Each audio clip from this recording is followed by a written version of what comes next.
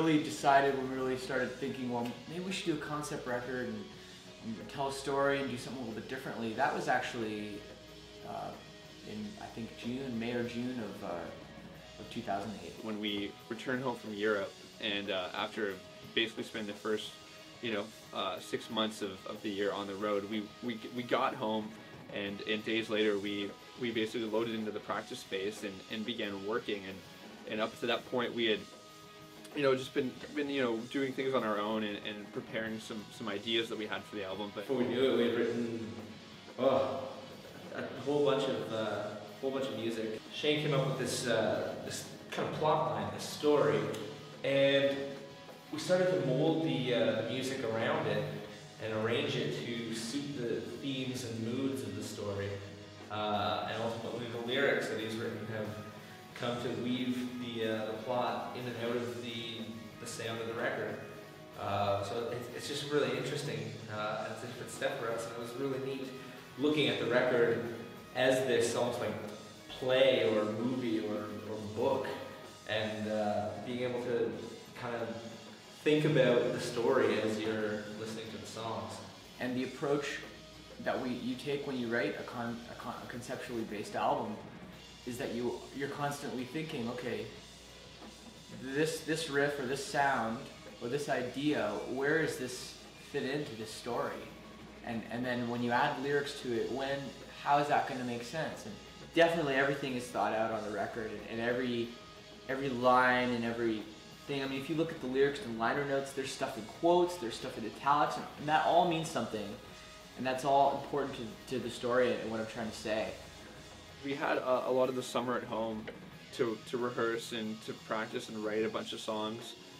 We played a few festivals here and there, but that basically started it. And then once we had some songs, we began demoing them on our own and working together, working in groups and on all the different parts. And pre-production is basically we all get into a room together, our amps and drums and whatever is set up, and we jam through all the songs that we've written and refine them basically.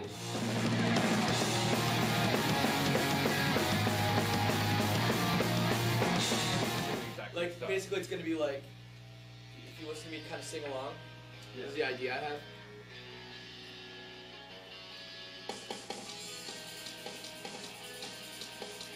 Something kind of like this, like.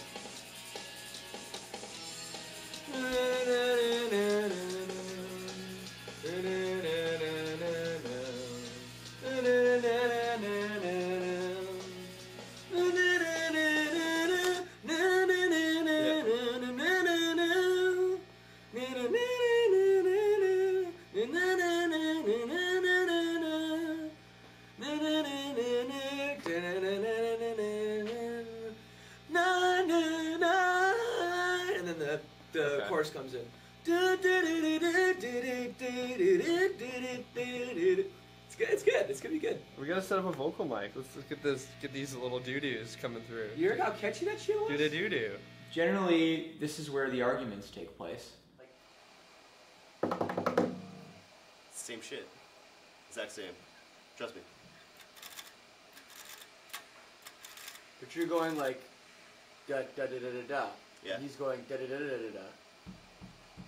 Right?